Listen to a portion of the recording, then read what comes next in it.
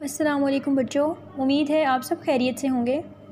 बच्चों, आज 13 अप्रैल 2020 है और दिन है सोमवार।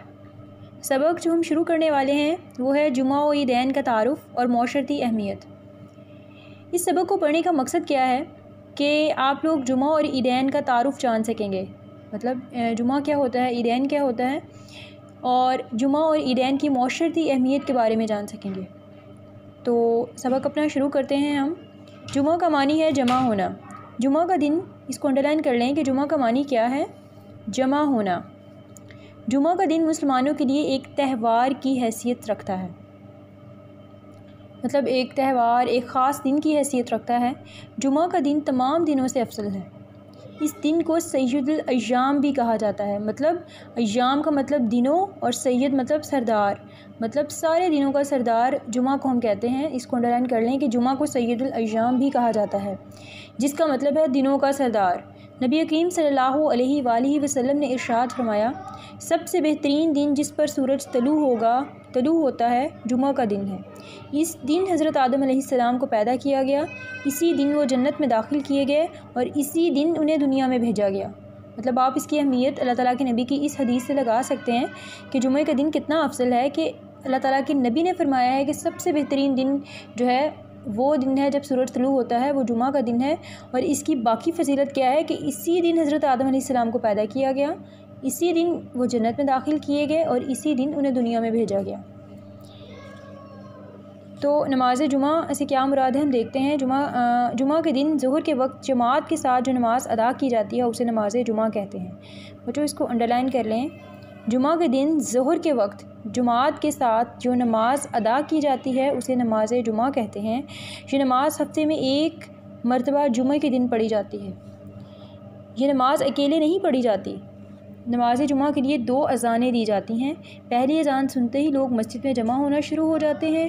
ख़तीब साहब लोगों की इस्लाह और तालीम के लिए वाज़ फरमाते हैं, मतलब नसीहत फरमाते हैं।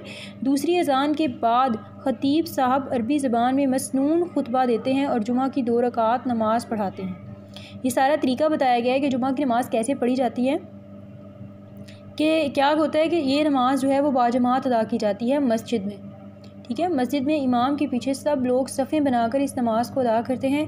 पहले क्या होता है कि इसके लिए 2 अज़ानें दी जाती हैं। जो पहली अज़ान, जैसे ही पहली अज़ान होती है उसको सुनते ही लोग मस्जिद में जमा होना शुरू हो जाते हैं। ठीक है, फिर उसके बाद जो ख़तीब साहब होते हैं वो लोगों की इस्लाह के लिए, उनकी भलाई के लिए वाज़ फरमाते हैं, खुतबा देते हैं। और दूसरी अज़ान के बाद ख़तीब साहब अरबी ज़बान में मसनून खुतबा देते हैं, जो सुन्नत से, मसनून खुतबा मतलब जो सुन्नत से साबित होता है। और जुमे की 2 रकात नमाज़ पढ़ाते हैं और 2 रकते हम जुमे की नमाज़ की अदा करते हैं। फिर है, क्या आप जानते हैं जुमे के दिन एक ऐसा लम्हा होता है जिसमें दुआ कबूल होती है। इसको अंडरलाइन कर लें कि जुमे के दिन एक ऐसा लम्हा होता है जिसमें दुआ कबूल होती है। फिर उसके बाद कुरान मजीद में नमाज जुमा की अदायगी पर बहुत ज़ोर दिया गया है। इरशाद बारी ताला है, या अय्युहल्लज़ीना आमनू इज़ा नूदिया लिस्सलाति मिन यौमिल जुमअति फसअू इला ज़िक्रिल्लाहि वज़रुल बैअ। तर्जुमा, ए ईमान वालो, जब जुमा के दिन नमाज के लिए पुकारा जाए तो अल्लाह की याद के लिए दौड़ पड़ो और ख़रीदो फ़रोख्त छोड़ दो। मतलब कि जब ज़ोहर की नमाज के साथ हम इसको अदा करते हैं ना, तो वो वाला जो टाइम होता है वो इंसान जो होता है वो कारोबार में मसरूफ़ होता है, अपने दुनिया के कारोबार में मसरूफ़ होता है। तो फिर क्या अल्लाह ताला ने कुरान में ये इरशाद फरमाया है कि जब जुमे के दिन नमाज के लिए, मतलब जब नमाज के लिए पुकारा जाए, जुमे की नमाज़ के लिए पुकारा जाए तो क्या करो, अल्लाह की याद के लिए दौड़ पड़ो। मतलब सब काम छोड़कर, सारे काम छोड़कर अल्लाह ताला की याद के लिए, अल्लाह ताला को याद करने के लिए मतलब मस्जिद की तरफ दौड़ो और जुमे की नमाज़ को अदा करो और अपने सारे काम छोड़ दो। फिर आगे आ जाए, क्या आप जानते हैं नमाज जुमा के लिए सबसे पहले पहुँचने वाले को ऊँट, उसके बाद आने वाले को गाय, उसके बाद पहुँचने वाले को बकरे और उसके बाद आने वाले को मुर्गी की कुर्बानी का सवाब मिलता है और उसके बाद आने वाले को अंडा सदका करने के बराबर सवाब मिलता है। इस सब को अंडरलाइन कर लें। फिर है नमाज जुमा के आदाब। नमाज जुमा के कुछ आदाब दर्ज झैल हैं। नमाज जुमा के लिए मसवाक और गुस्ल करके मस्जिद में जाना चाहिए। मतलब नमाज जुमा के ये आदाब हैं कि हमें जब नमाज जुमा अदा करने के लिए जाते हैं हम, तो हमें इन चीज़ों का ख्याल करना चाहिए कि हम ये चीज़ें करके जाएँ। नमाज जुमा के लिए साफ़ कपड़े पहनकर और खुशबू लगाकर, मर्दों के लिए है कि खुशबू लगाकर मस्जिद में जाना चाहिए। नमाज जुमा की अज़ान सुनते ही अपने कामों को छोड़कर नमाज की तैयारी करनी चाहिए और जल्द अज जल्द मस्जिद पहुंचने की कोशिश करनी चाहिए। मस्जिद में जहाँ जगह मिले वहीं बैठ जाना चाहिए। ये नहीं है कि मैंने वहाँ बैठना है, मैंने यहाँ नहीं बैठना। जहाँ भी आपको जगह आसानी से मिल रही है आप चुप करके वहाँ बैठ जाएँ। कोई शोर शराबा ना करें कि मुझे ये जगह पसंद नहीं है और मैंने वहाँ नहीं बैठना। चुप करके जहाँ पे जगह मिले वहाँ बैठ जाएं। लोगों की गर्दनें फलांग कर और किसी को उठाकर उसकी जगह नहीं बैठना चाहिए। ये नमाज जुमा के आदाब के ख़िलाफ़ है कि आपको अगर कोई जगह पसंद नहीं है तो आप किसी दूसरे बंदे को उसकी जगह से उठाकर आप उसकी जगह बैठ जाएं, या फिर आप लोगों को क्रॉस करते हुए उछलते हुए आप उस जगह पे चले जाएं और उस जगह पे चले जाएं। ऐसे नहीं करना चाहिए। जहाँ पे आपको आसानी से जगह मिल गई है वहाँ बैठ जाएं। नमाज जुमा से पहले ख़तीब साहब खुतबा देते हैं, उसे तवज्जो से सुनना चाहिए। खुतबे के दौरान कोई एक भी आवाज़ भी नहीं निकालनी चाहिए। बहुत ही खामोशी के साथ, बहुत ही अदब के साथ उस खुतबे को सुनना चाहिए। जुमातुल मुबारक की मौशरती अहमियत। इस्लाम हमें मिलजुल कर ज़िंदगी गुजारने की हदायत करता है। जुमा के दिन मुसलमान अपने इलाके की जामिया मस्जिदों में इकट्ठे होते हैं और एक दूसरे के हालात से आगाह होते हैं। मतलब जब लोग एक जगह पे इकट्ठे होते हैं तो फिर एक दूसरे के बारे में हाल चाल चीज़ें पूछते हैं, कैसा चल रहा है कारोबार, बाकी घर सब ठीक ठाक। तो ये हालात हम एक दूसरे के हालात के बारे में जानते हैं। अगर कोई बीमार है किसी के घर में तो उसके लिए उसका हाल चाल पूछ लिया सबका, जिससे माशरे के अफराद में बाहमी मोहब्बत और उल्फत की फ़ज़ा कायम होती है। मतलब बाहमी मोहब्बत पैदा होती है, प्यार पैदा होता है और हर किस्म की नफ़रतों का ख़ात्मा हो जाता है। ख़तीब साहब लोगों की मजहबी, माशरती और इखलाकी इस्लाह के लिए वाज़ व नसीहत फरमाते हैं। जुमे का इज्तिमा मुसलमानों के इत्तेहाद व इत्तफ़ाक़ और यकजहती का बेहतरीन इजहार होता है। हमें चाहिए कि जुमा के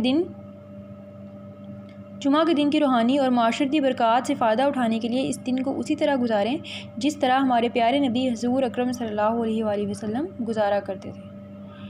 ईदैन। ईद के मानी है खुशी और मुसर्रत। अल्लाह ताला ने मुसलमानों को एक साल में खुशी के 2 त्यौहार अता फ़रमाए हैं। एक को ईद उल फ़ितर और दूसरे को ईद उल अज़हा कहते हैं। इन दोनों ईदों को अरबी ज़ुबान में ईदैन कहा जाता है। बच्चों इसको अंडरलाइन कर लें। ईद के मानी क्या हैं? ईद के मानी है खुशी और मुसर्रत। और 2 त्यौहार हमारे लिए अल्लाह ताला ने कौन कौन से रखे हैं? एक ईद उल फ़ितर है और दूसरी ईद उल अज़हा है। और इन दोनों ईदों को अरबी ज़ुबान में ईदैन कहा जाता है। तो सबसे पहले हम बात करते हैं ईद उल फ़ितर के बारे में। ईद उल फ़ितर मुसलमान रमज़ान के महीने में सारा दिन भूखा प्यासा रोज़ा रखते हैं, कसरत से तिलावत कुरान मजीद करते हैं, रात को नमाज तरावी अदा करते हैं। मतलब अल्लाह ताला को हर वो काम करते हैं जिससे अल्लाह ताला खुश होता है। जिस काम का करने का अल्लाह ने हमें हुक्म दिया है मुसलमान वो काम रमज़ान मुबारक में करते हैं। तो फिर अल्लाह ताला ने उसका इनाम हमें दिया है ईद उल फ़ितर की सूरत में। इस इबादत के बदले में अल्लाह ताला की तरफ से मुसलमानों को ईद उल फ़ितर का तोहफ़ा मिलता है। ईद उल फ़ितर यकम शवाल को मनाई जाती है। इसको नोट कर लें कि ईद उल फ़ितर मनाई कब जाती है? यकम शवाल को। मुसलमान ये ईद बड़ी गर्म जोशी से मनाते हैं, मतलब बहुत खुशी के साथ मनाते हैं। इस ईद पर तमाम मुसलमान साफ़ सुथरे कपड़े पहनते हैं और खुशबू लगाते हैं। मीठी चीज़ खाकर इलाके की जामिया मस्जिद या ईदगाह में जमा होते हैं। ईद की भी नमाज़ होती है ना, तो वो हम किसी खुली जगह पे पढ़ते हैं। वहाँ ईद उल फ़ितर की 2 रकत नमाज जमात अदा करते हैं। मतलब नमाज जो है ईद उल फ़ितर की जो हम अदा करते हैं जमात के साथ इमाम के पीछे सफ़ बंदी करके।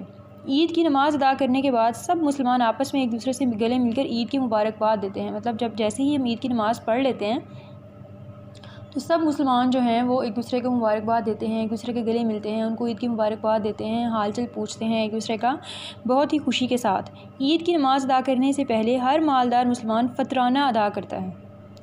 ठीक है, फ़ितराना अदा करता है मतलब क्या कि अपनी फ़ितराना है क्या? फ़ितराना एक माली मदद है जो गरीबों और मस्कीनों को दिया जाता है। इसको अंडरलाइन कर लें कि फ़ितराना क्या है?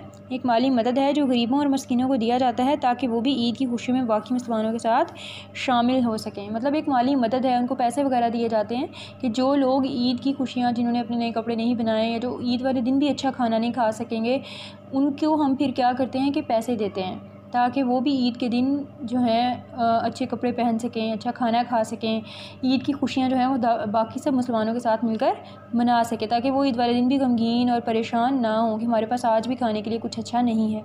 तो इस तरह से जो बाकी मुसलमान हैं जो जिनको अल्लाह ताला ने बहुत कुछ दिया हुआ है, तो फिर वो जो हैं वो दूसरे मुसलमानों को की मदद करते हैं, उनको माली मदद करते हैं उनकी। जिसको फितराना कहते हैं। फिर है ईद उल अज़हा। ईद उल अज़हा मुसलमानों की दूसरी ईद है। पहली ईद तो हमने पढ़ ली कि ईद उल फितर है, दूसरी ईद उल अज़हा है। ईद उल अज़हा का मतलब है कुर्बानी की ईद। इसका क्या मतलब है, इसको अंडरलाइन कर लें कि ईद उल अज़हा का क्या मतलब है, कुर्बानी की ईद। इस ईद को बड़ी ईद भी कहते हैं। ईद उल फितर को हम छोटी ईद कहते हैं और इस ईद को हम बड़ी ईद कहते हैं। ये ईद हज़रत इब्राहीम अलैहिस्सलाम की जानिब से दी गई कुर्बानी की याद में मनाई जाती है। इसीलिए इस ईद को हम क्या कहते हैं, सुन्नत इब्राहीमी। जो हम कुर्बानी करते हैं उसको हम सुन्नत इब्राहीमी भी बोलते हैं कि हज़रत इब्राहीम अलैहिस्सलाम ने कुर्बानी की थी, तो हमने उनकी कुर्बानी की याद को ताज़ा करते हुए कुर्बानी की है। तो एक रात कैसे हुआ था ये सब ये वाक़या। एक रात हज़रत इब्राहीम अलैहिस्सलाम ने ख्वाब में देखा कि अपने बेटे हज़रत इस्माईल अलैहिस्सलाम को ज़िबा कर रहे हैं। ज़िबा कर रहे हैं मतलब कि गले पे छुरी चला रहे हैं।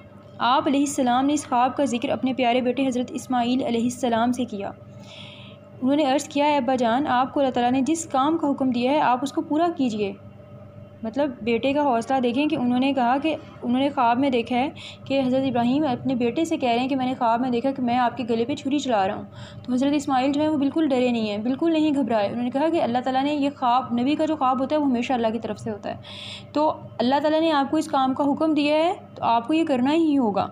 तो फिर हज़रत इब्राहीम अलैहिस्सलाम जो ही अपने बेटे हज़रत इस्माईल अलैहिस्सलाम को ज़िबा करने लगे तो अल्लाह ताला ने उनकी जगह एक दुम्बा भेज दिया। मतलब हज़रत इब्राहीम अलैहिस्सलाम बिल्कुल तैयार थे। हज़रत इस्माईल अलैहिस्सलाम को यूँ ज़मीन पर लिटाया हुआ था और हज़रत इब्राहीम अलैहिस्सलाम ने अपनी आँखों पर पट्टी बांध रखी थी ताकि ये ना हो कि वो अपने बेटे की तरफ देख के इस काम से बाज ना आ जाएँ। तो उन्होंने अपनी आँखों पर पट्टी बांध रखी थी और हाथ में छुरी पकड़ी और छुरी को जैसे उन्होंने गले पर चलाया तो छुरी जो थी वो चले ही ना। तो छुरी जो थी उन्होंने तेज़ की और दोबारा से जब चलाई तो देखा कि उन्हें लगा कि अब मतलब ज़िबा हो गए हैं। तो जब उन्होंने पट्टी खोल के देखी तो हज़रत इस्माईल अलैहिस्सलाम जो थे वो साइड पर खड़े मुस्कुरा रहे थे और एक दुम्बा जो था वो ज़िबा हुआ था। तो वो दुम्बा जो था वो अल्लाह ताला ने जन्नत से भेजा था और फिर फ़रिश्ते ने हज़रत इस्माईल अलैहिस्सलाम को उठा के साइड पर कर दिया और उनकी जगह पर उस दुम्बे को लटा दिया। तो फिर इसी तरह अपने बेटे हज़रत इस्माईल अलैहिस्सलाम को ज़िबा करने लगे तो अल्लाह ताला ने उनकी जगह एक दुम्बा भेज दिया और हज़रत इब्राहीम अलैहिस्सलाम ने इस दुम्बे को ज़िबा कर दिया। इस वाक़े की याद में सारी दुनिया के मुसलमान ज़िलहज की 10 तारीख़ को मुख्तलिफ़ जानवरों मसलन बकरा, दुम्बा, गाय, ऊँट वग़ैरह की कुर्बानी करते हैं। कुर्बानी करना हर मालदार मुसलमान पर फ़र्ज़ है। मतलब जो मुसलमान कुर्बानी करने की इस्तात रखता है, मतलब उसके पास इतने पैसे हैं कि वो कुर्बानी का एक जानवर ख़रीद सके और उसे कुर्बान कर सके, तो उस पर ये फ़र्ज़ है। कुर्बानी के गोश्त के 3 बराबर हिस्से किए जाते हैं। एक हिस्सा घर वालों के लिए, दूसरा हिस्सा रिश्तेदारों के लिए और तीसरा हिस्सा गरीब लोगों में तकसीम किया जाता है।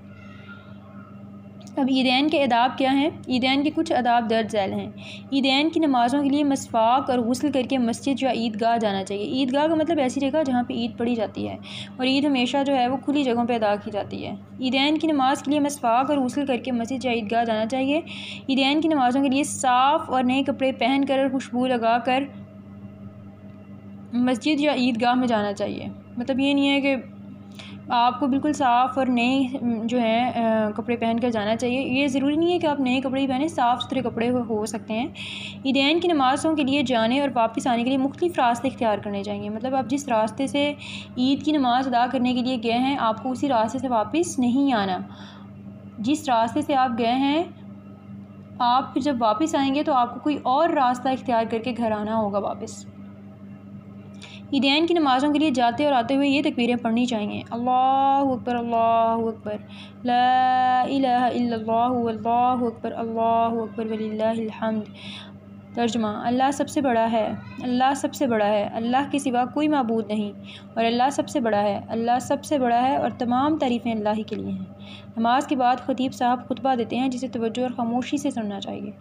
ईदैन की मौशरती अहमियत। ईदैन अल्लाह ताला की नेमतों और मेहरबानियों का शुक्र अदा करने का बेहतरीन ज़रिया है। ईदैन मुसलमानों की मौशरती ज़िंदगी में खुशगवारी पैदा करने का सबब है। मतलब मौशरती ज़िंदगी में मतलब एक त्यौहार है, एक ख़ुशी का मौका है जब सब मुसलमान जो हैं वो इकट्ठे बैठते हैं, मिलजुल कर ईद की खुशियाँ जो हैं वो मनाते हैं। ईदैन की नमाज़ के बाद मुसलमान एक दूसरे से मुसाफ़हा करते हैं, मतलब एक दूसरे से हाथ मिलाते हैं और गले मिलते हैं, जिससे आपस में मोहब्बत और इत्तेफाक में इजाफ़ा होता है, आपस में मोहब्बत बढ़ती है। लोग एक दूसरे की दावतों में शरीक होते हैं। ईद की दावतों में आज जो है वो चचा के घर दावत है, मामू के घर दावत है, फुप्पो के घर दावत है, तो ये सारी दावतों जो हैं इंसान जो है इन खुशियों में शरीक होता है। और एक दूसरे को तोहफ़े देकर इजहार मोहब्बत करते हैं। सारी दुनिया के मुसलमान यकजहती मतलब एक जैसा और भाईचारे का अमली सबूत पेश करते हैं। माशरे के अमीर लोग गरीब और ज़रूरतमंद लोगों को भी ईद की खुशी में बराबर का शरीक करते हैं। मतलब ईद उल फ़ित्र में तो हम फितराना देते हैं कि वही माली मदद जो हम दूसरे मुसलमानों की करते हैं, और ईद उल अज़हा पे हम गोश्त देते हैं। इस तरह से हम दूसरे जो ज़रूरतमंद लोग हैं उनकी मदद भी करते हैं, जिससे अमीर और गरीब के दरमियान अख़ुवत और भाईचारे की बेहतरीन मिसाल कायम होती है। तो बच्चों, आज के सबक यहीं तक था। अब तक के लिए अल्लाह हाफ़िज़।